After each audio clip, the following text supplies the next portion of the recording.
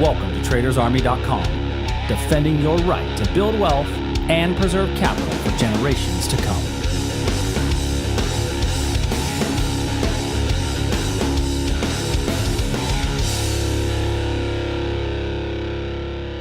Hey everybody, welcome to today's edition of the Daily Market Commentary. It's a Monday afternoon. We are coming at you as the markets are heading into the last hour of the day.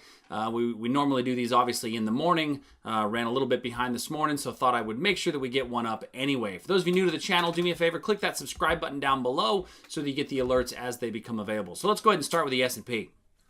So looking first at the S&P, I'd spoken on Friday about this area down below here. If we broke down below. Now, we did not break down below. Still a very valid area, and we've been able to kind of pop up since there. Now, we have on our way up, we had a little 15-minute level there that was not a very strong one, and now we're coming up into a potential confirmation style entry. Now, I'm not a huge fan of the way that we came close to it once and pulled away.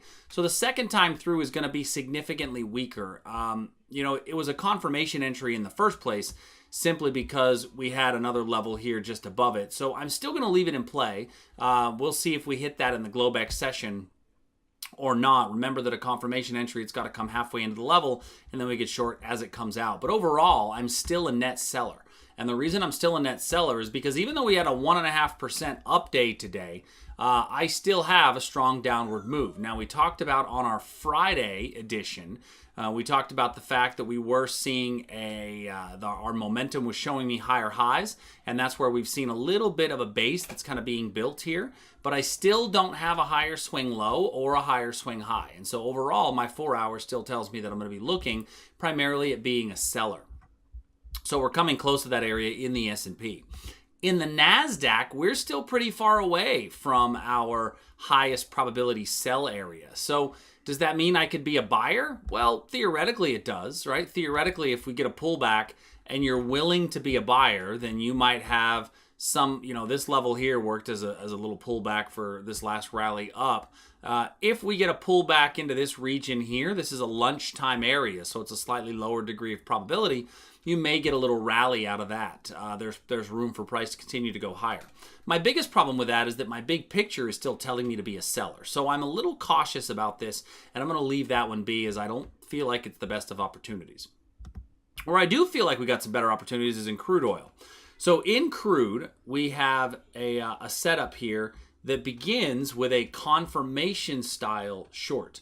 Now, this confirmation style short that we have set up in crude is off of this little level, and this confirmation style short is price comes halfway into the level, and then we anticipate getting short as it comes out. Now, we haven't really gotten a strong move away. So one of the things that we told a lot of the subscribers is, maybe it's time to just close it out at essentially a break-even point, because you take a little bit more risk if you're not getting a strong move away. Ultimately, I think your better probabilities are going to be up a little bit higher. So for now, I'm going to remove this level and leave those probabilities in there that may be there a bit higher going forward. In gold, so what do we see in gold? Well, in gold, we are coming off of a really nice level that we had identified off of a level that was the origin of this strong move down. Now, this level was created right around the Aussie Open. So levels, created around the Australian Open in gold are going to be pretty good levels, right? They're typically going to be pretty good when they're in gold. And we've gotten a really nice move off of here, hitting both of our targets. If you missed this move down, I still think it's viable. However, I'm going to switch this now to a confirmation style entry if it comes back again. We'd want to look for a confirmation style entry. And now when I go to the 15-minute chart, I've got a little level here that might be worth getting short if we indeed get a rally. So this is going to be a little level worth looking at if indeed we get a rally back up into this area. Okay. Let's take a look at our bonds and currency markets. So in our bond market, we're still chopping along sideways. There's really nothing that's been added in the bond market. The bond market, we have a lot of sideways price action with not a whole lot to show for it. In the Aussie, So in our Aussie levels, we've really also in the Aussie, we've got some fairly sideways price action. We did get a nice reversal off of this area right up in here, but this was not a high probability turning point. So I'd love to say that, hey, I nailed that tall. Nope, I didn't nail that one.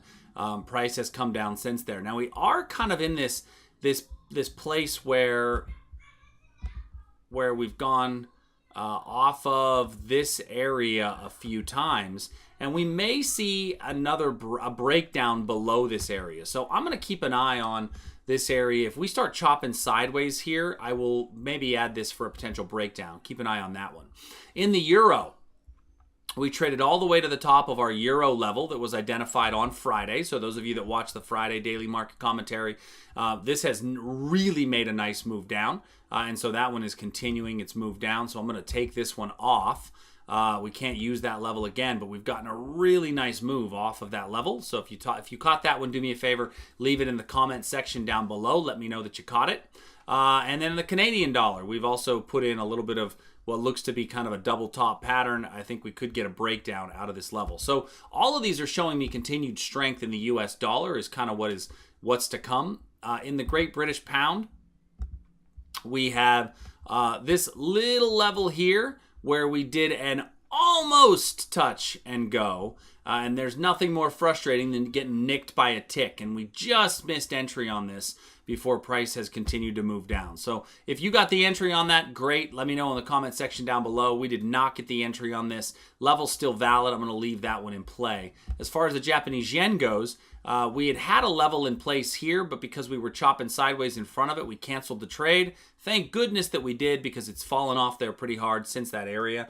And so now I need to look a bit higher for a potential reversal going forward. So with that being said, hope you guys all have a great, safe trading day today, and then also tomorrow. No DMC tomorrow, as we have a live trading room. If you want more to learn more about the live trading room, go to tradersarmy.com so that you can learn a little bit more about the live trading room. That's what we're going to cover tomorrow. But ultimately, we'll see how this level holds up. This is going to determine kind of what we do and where we go in the future. So thanks so much, everybody. I hope you have an awesome day, and I will see you soon.